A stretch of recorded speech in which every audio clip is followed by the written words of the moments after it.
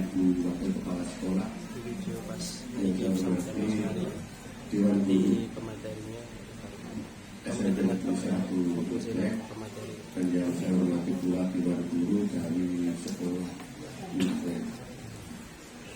Mari pada kesempatan ini kita senantiasa bersyukur karena pada hari ini kita diberikan kesempatan untuk bertemu dalam rangka pengindasan sekolah.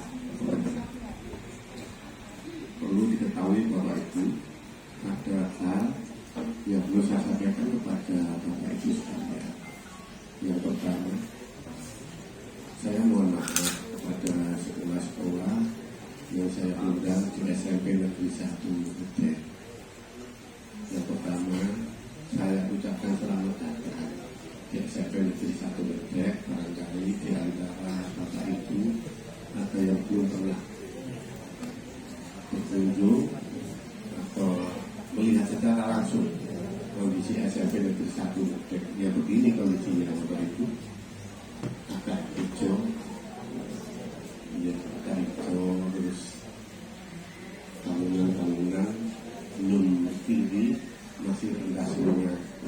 Beda dengan SMP di luar kita tinggi, ya belum, ya belum. Tidak tahu dimasukkan delegasi, ya disyukuri saja. Ini jadi selamat datang di SMP Negeri 1.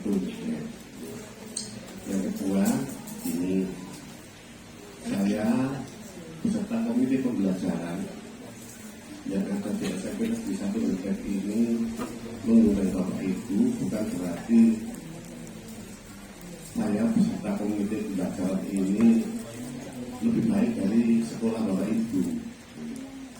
Ini merupakan kewajiban dari sekolah penggerak yang harus mengimbaskan kepada sekolah-sekolah di sekitar SMP Negeri 1.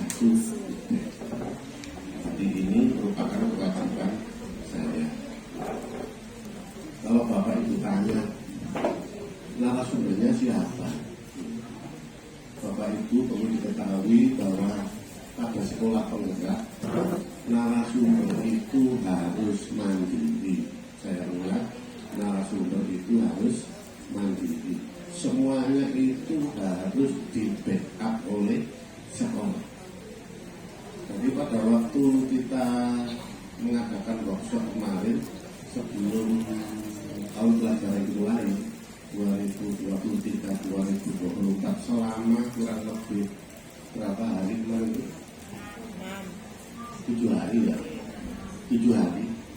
Semuanya narasumber pemateri yang dari SMP Negeri 1 Depok yang ditangani oleh komite pembelajaran. Saya kenalkan ya komite pembelajaran saya. Yang pertama itu saya sendiri, otomatis kepala sekolah. Terus yang nomor 2 ini yang agak manis, terus agak cantik kesini Bu. Manis cantik itu namanya Bu Deno. Ini yang masih muda, Bu Mari yang itu komite pembelajaran di SMP Negeri 1. Tapi jangan khawatir Bapak Ibu, komite pembelajaran ini sudah dilatih oleh kementerian selama 1,5 bulan. Jadi saya ulang, dilatih oleh kementerian selama 1,5 bulan. Jadi mulai akhir Juni sampai dengan Juli. Kalau tidak salah Juni awal sampai akhir, sampai pertengahan Juli, dilatih oleh kementerian yang berhubungan dengan pembelajaran yang diterapkan pada kurikulum Merdeka. Setelah diadakan pelatihan, ya perlu diketahui Bapak Ibu, biasanya pelatihan itu kan ada nilainya.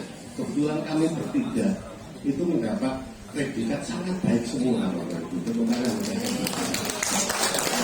predikatnya sangat baik, jadi jangan khawatir Bapak Ibu. Jadi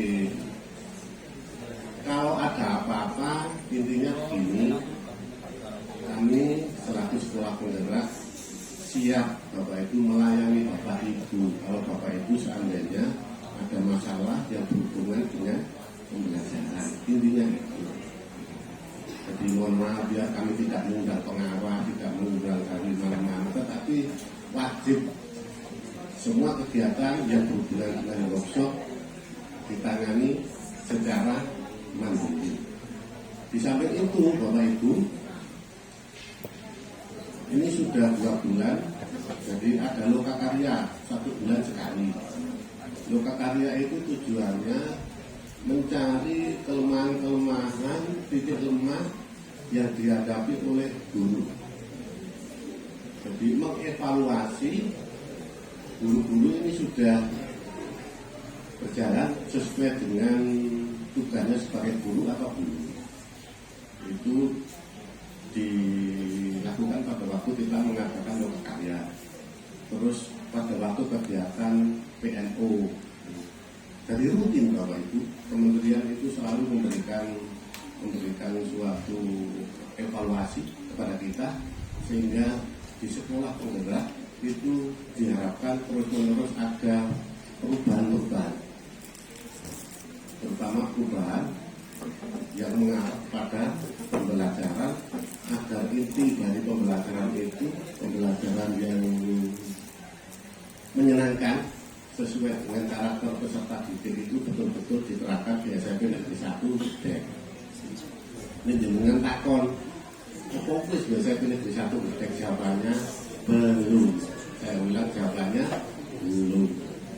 Untuk itu harapan saya kepada semuanya, makanya saya tadi mengundang semuanya, baik guru di SMP Negeri 1 Gedek maupun guru dan kepala sekolah yang ada di sekolah dinas. Saya kira itu Bapak Ibu, sekali lagi saya mohon maaf, semoga kegiatan pada hari ini betul-betul bermanfaat bagi kita semua di kemudian hari.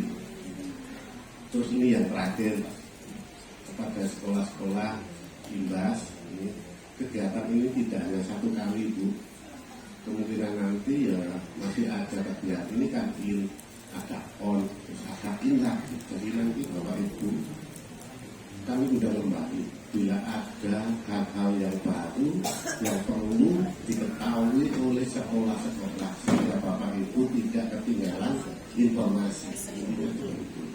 Jadi mohon maaf ya, begitu. Intinya yang kita tuju hanya satu, agar pendidikan di Kabupaten Mojokerto bisa tumbuh dan berkembang secara bersama-sama menjadi lebih maju dari apa yang kita harapkan selama ini.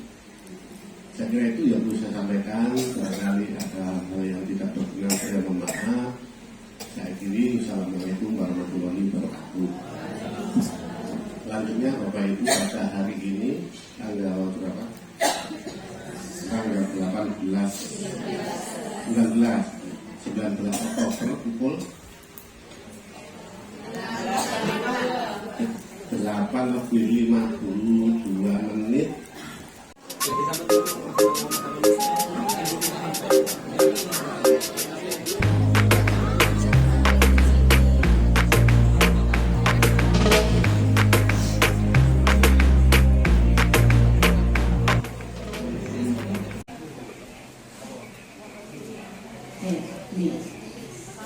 Seperti yang saya sampaikan sebelumnya, hal-hal yang perlu diperhatikan ketika kita akan merumuskan TP. Jadi dari kalimat CP kita rumuskan ke TP, ini ada beberapa hal yang harus diperhatikan. Yang pertama yaitu karakteristik peserta didik. Jadi kita harus mengetahui bagaimana sih karakteristik peserta didiknya. Kira-kira kalau di kurikulum Merdeka kita bisa mengetahui karakteristik peserta didik dari mana? Diagnosis.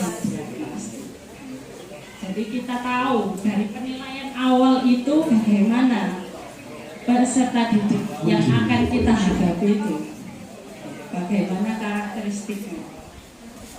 Lalu yang kedua, konteks lingkungan pembelajaran. Jadi selain dari peserta didiknya, juga kita mengetahui bagaimana konteksnya, supaya apa? Supaya pembelajarannya bisa menjadi sebuah pembelajaran yang bermakna bagi peserta didik. Jadi pembelajaran yang dialami oleh peserta didik dari awal sampai akhir itu nanti jadinya bermakna. Kalau sudah bermakna, nanti dia bisa memahami bahwa pembelajarannya itu bisa berguna bagi dirinya itu di masa saat ini hingga ke masa depan. Kalau pembelajarannya tidak, istilahnya anak sekarang tidak relate, tidak berhubungan dengan dirinya, dia merasa pembelajaran itu tidak berguna. Jadi kita harus mengetahui konteks yang dihadapi oleh peserta didik sehingga pembelajaran itu bisa relate, bisa nyambung dengan kehidupan yang akan dihadapinya. Lalu karakteristik mata pelajaran, jadi masing-masing mata pelajaran pasti punya karakteristiknya sendiri-sendiri. Jadi kita harus memahami bahwa masing-masing pembelajaran itu ada cirinya dan topik atau konsep yang akan dipelajari.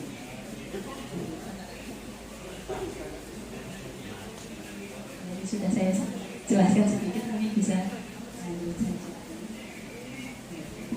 Ini kodrat tahap tumbuh kembang peserta didik. Karena semua di sini adalah guru SMP, ya. Jadi anak SMP sedang berada di tahap ini, tahap yang kedua. Jadi lebih banyak raganya, lebih banyak bermainnya, lebih banyak ini. Separuh-separuh, hampir separuh-separuh ya. Wiraga, imajinasi, bermain, eksplorasi. Jadi anak-anaknya masih lebih banyak bermain, lebih penasaran ya, lebih suka mengeksplor sesuatu daripada niramanya, tanggung jawabnya. Jadi masih hampir separuh-separuh kalau di tingkat SMP.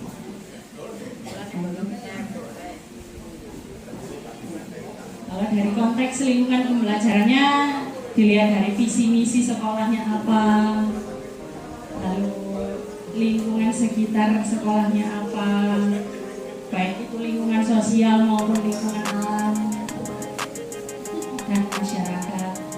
Terus tradisi apa yang melekat di masyarakat yang dihadapi oleh peserta didik itu bagaimana.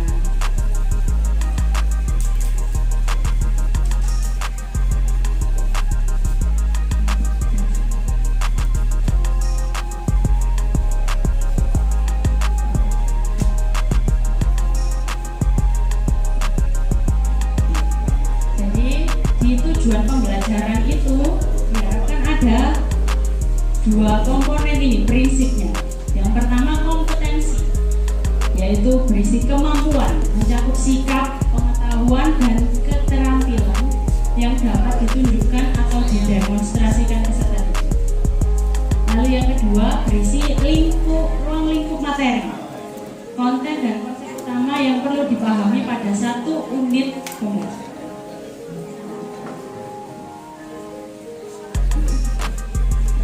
Ini contoh merumuskan TP dari kalimat CP. Karena ini contoh, jadi ini berbagai fase.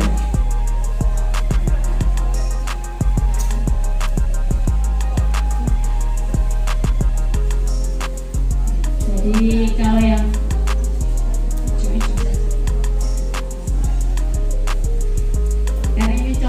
jadi ada dari berbagai fase. Ini dari pembelajaran bahasa Indonesia. Yang hijau itu masuk ke kemampuan. Jadi yang di kotak itu adalah kalimat CP. Kalimat CP utuh yang sudah terberi tadi dari pusat, dari kementerian. Jadi kalimatnya sudah tidak bisa kita ubah lagi. Yang hijau adalah kompetensi yang harus dicapai oleh peserta didik. Lalu yang kuning itu ruang lingkup materi. Boleh bentuk seperti tadi atau dipisah tabelnya seperti ini.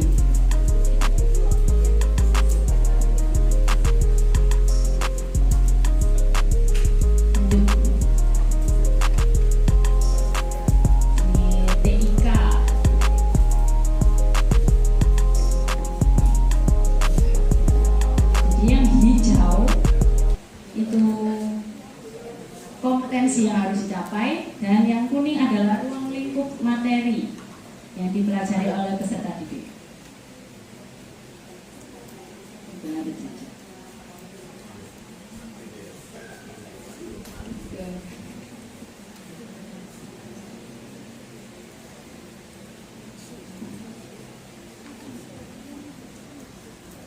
Waiting for connection. Sekarang mari kita coba memisahkan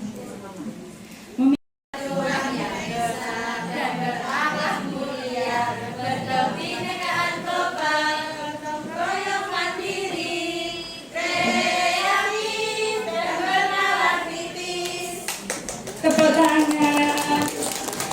Sekali lagi. Ini karena masih baru ya sampai Jogja, jadi sangat sekali. Monggo Bapak Ibu yang sudah ya, udah umur ya Ibu ya, baru juga SMP Jogja, baru berarti sama-sama baru SMP Negeri 2 sudah 2 tahun, sudah banyak berarti P5-nya. Nanti kita bisa sharing ya Ibu ya. Oke, kita ulangi lagi penyemangat P5 kita. P5 Proyek Profil Pelajar Pancasila. Mulai 1, 2, 3. Pelajar Pancasila beriman dan berakhlak pada Tuhan Yang Esa dan berakhlak mulia, berkebinekaan global, gotong royong mandiri, kreatif dan bernalar kritis. Tepuk P5. Proyek penguatan profil pelajar Pancasila. P5. Yes, luar biasa. Terima kasih. Di sini visi dari pendidikan Indonesia dalam kurikulum dari kurikulum mereka yaitu mewujudkan Indonesia maju yang berdaulat, mandiri, kepribadian melalui terciptanya pelajar Pancasila yang bernalar kritis, kreatif, mandiri, beriman, bertakwa kepada Tuhan Yang Maha Esa, dan berakhlak mulia, bergotong royong, berkebinekaan global. Pelajar Pancasila mempunyai berapa dimensi tadi? 6 ya? 1. Beriman. 2. Berkebinekaan global. 3. Bergotong royong, mandiri, bernalar kritis, dan kreatif.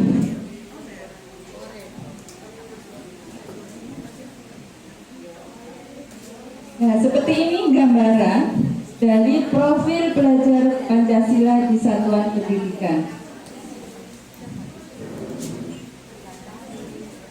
Pelajar Indonesia dengan 6 dimensinya, semua itu terbentuk dari intrakurikuler, proyek penguatan profil pelajar Pancasila, ekstrakurikuler, dan budaya sekolah. Masih ingat dengan TikTok yang ini Bapak Ibu? Masih ingat? Oh iya. Ya. Langga ini kayaknya. Kayaknya ini adalah gambaran dari mana pemahaman tentang P5. Sebelum kita mengenal P5, apa yang kita rasakan dan di mana anak-anak muda mengenalnya?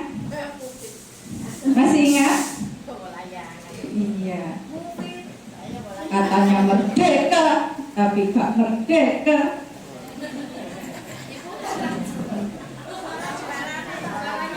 Iya, bentar masih mencari suaranya ini.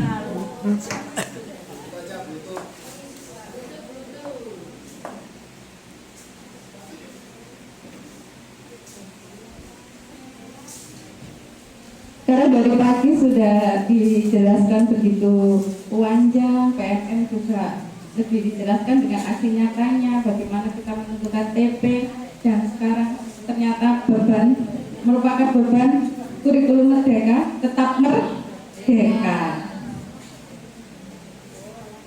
Ternyata masih belum bisa dibuka.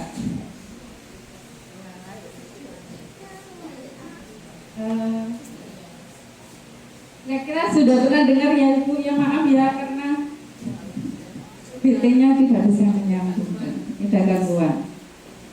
Ya, ada gangguan.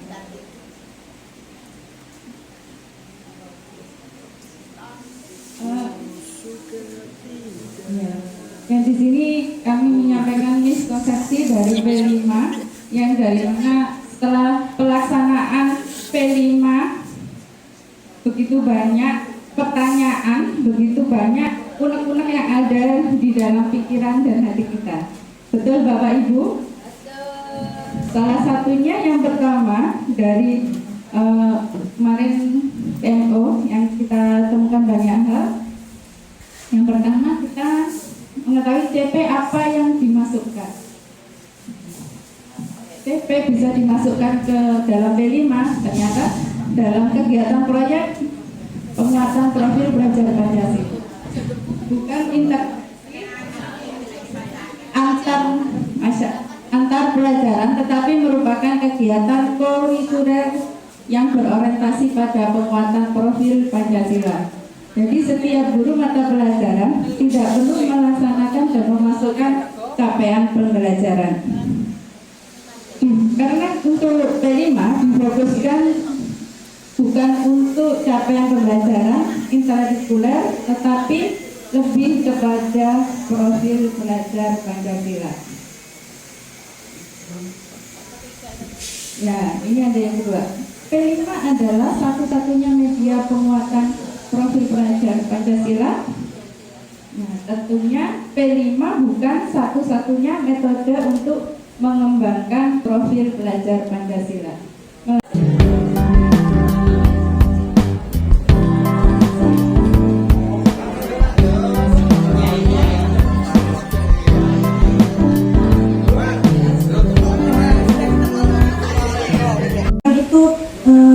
Tumpang tindih, jadi tidak terbaca jelas. Kalau yang bagian kiri bawah itu gambarnya terlalu kecil, jadinya kita harus memanfaatkan space atau ruang yang ada. Nah, itu contoh perbaikannya untuk yang permasalahan di sebelah kiri, ada di sebelah kanan untuk yang contoh baiknya. Selanjutnya ada navigasi. Jadi di MPI kita nanti itu ada navigasi yang bisa dipencet siswa, itu harus konsisten dari awal sampai akhir.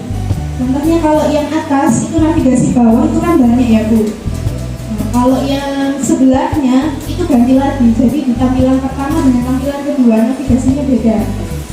Kalau yang baik itu navigasinya sama dari awal sampai akhir. Biar siswa kalau memainkan itu langsung tahu, oh saya sebelah sini, saya sebelah sini, ini untuk keluar, ini untuk lanjut, ini untuk kembali. Nah, ini bagian akhir di pengembangan MPI. Kita harus melakukan review dan revisi, fungsinya untuk melihat apakah hasil produksi MPI ada kesalahan dan bisa kita perbaiki sebelum digunakan ke pengguna. Sama seperti kita kalau mengadakan tugas, kita harus membaca ulang tugas kita. Nah, kalau MPI, nah ini contoh MPI yang saya kembangkan. Dengan bisa melihatnya dengan scan barcode-nya Bu. Monggo di HP dengan buka Google Lens nanti diarahkan ke ini, ke barcode-nya.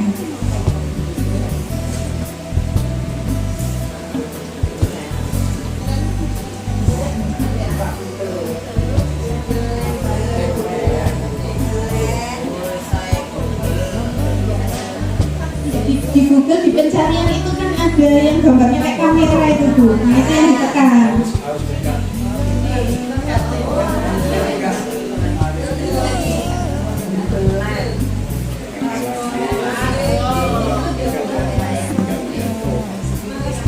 Nanti kalau sudah fokus muncul linknya, itu yang diklik.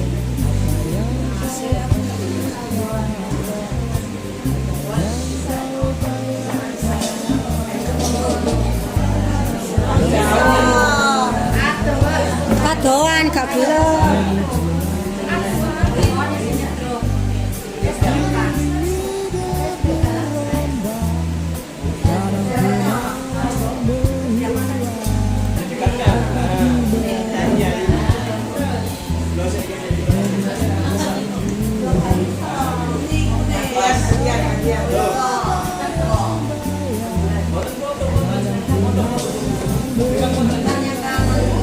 Muncul seperti ini linknya.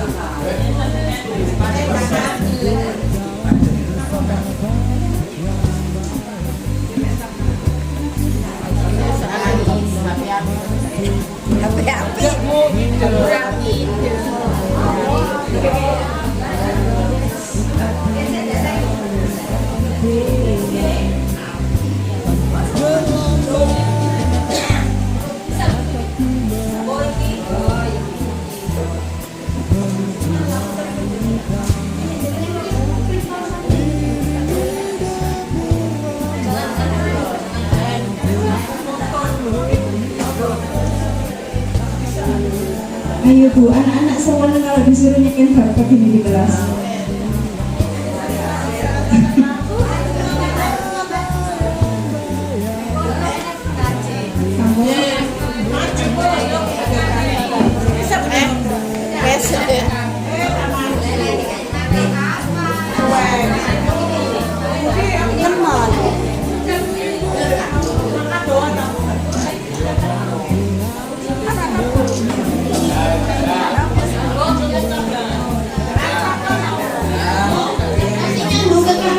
Saya pakainya di Canva yang paling dekat dengan kita. Canva Tom.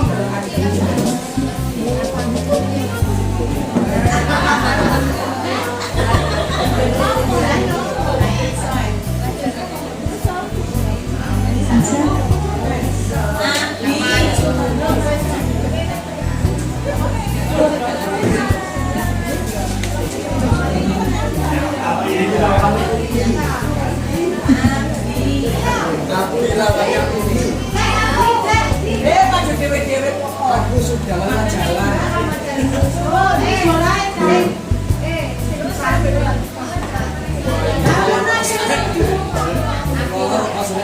Muncul lagi.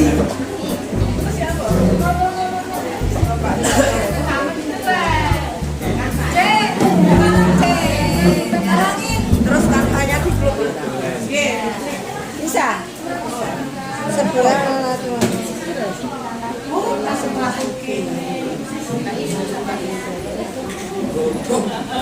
aku belajar jenengan apa? Sukanya apa? Aku belajar jenengan yang guru belajar ID itu loh. Kalau saya kan Bu, yang panjenengan lihat di HP itu MPI buatan saya, oleh dari pembatik. Nah, itu buatnya dari Canva. Caranya, panjenengan kan sudah terbiasa untuk membuat PPT di Canva. Nah, kita mainnya di hyperlink, ditautkan gitu loh Bu. Jadi misalnya, gimana minta tolongnya di Canva ya? sukanya nomornya. Nah, iya, Saya kan ingat kita cari ya, sukanya terus sebanyak 01. Ini kan punya email sendiri ya.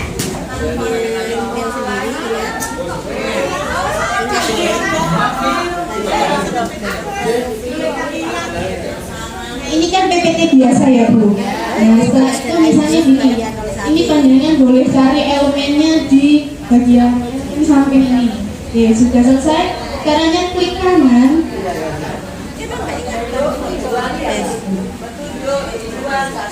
Klik kanan, panjenengan pilih tautan. wabarakatuh. Bapak Ibu, di sini saya pemberi materi yang terakhir, mohon izin untuk tetap menyiapkan tenaga, nggih. Jadi mohon diperkenankan sedikit waktu ini semoga bisa selesai di jam yang tepat di pukul 2 nanti. Baik, materi yang akan kita pelajari bersama ini juga saya baru belajar. Jadi kita semua belajar bersama-sama gitu ya, mohon izin. Untuk materinya adalah tentang strategi berbagi praktik baik. Jadi saya yakin sebelum kurikulum merdeka pun Bapak Ibu semuanya sudah melakukan praktik baik di sekolah. Nah, praktik baiknya ini fokusnya untuk pembelajaran. Jadi tujuan materi kali ini ada dua Bapak Ibu. Yang pertama Bapak Ibu nanti gini. Jadi tujuannya untuk materi kali ini adalah Bapak Ibu bisa membuat rancangan praktik baik. Jadi praktik baik itu ada dua tipe. Yang pertama itu cerita praktik baik dan yang kedua adalah video praktik baik. Dan untuk yang kali ini harapannya Bapak Ibu hari ini bisa untuk membuat cerita praktik baik dengan menggunakan format STAR. STAR itu STAR, S-nya itu situasi, T-nya tantangan, A-nya itu aksi, dan juga R-nya itu bahasa Inggris. Jadi STAR-nya tadi bukan bahasa Inggris, R-nya bahasa Inggris. R-nya result atau hasil dan refleksi. Lanjut, jadi praktik baik di sini mungkin Bapak Ibu juga sudah memahami bahwasanya praktik baik itu best practice yang sudah Bapak Ibu lakukan untuk mengatasi segala bentuk kondisi dan situasi anak-anak untuk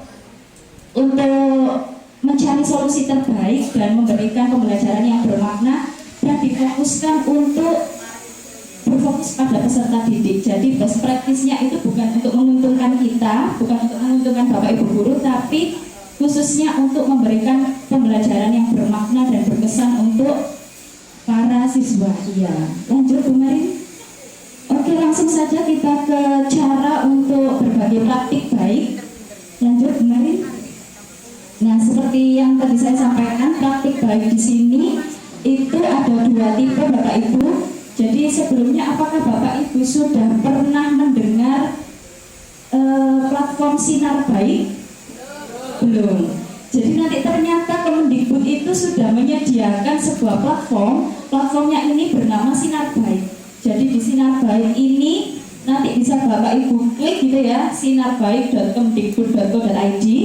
Dan di Sinar Baik ini semuanya sudah di-share oleh Bapak Ibu guru yang lain, baik berupa video praktik baik maupun cerita praktik baik. Jadi ada dua jenis praktik baik yang dipublikasikan oleh Bapak Ibu guru di seluruh Indonesia. Nah, melalui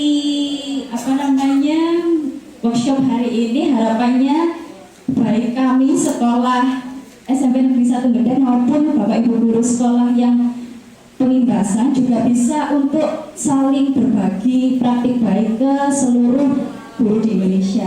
Lanjut Bu Marin.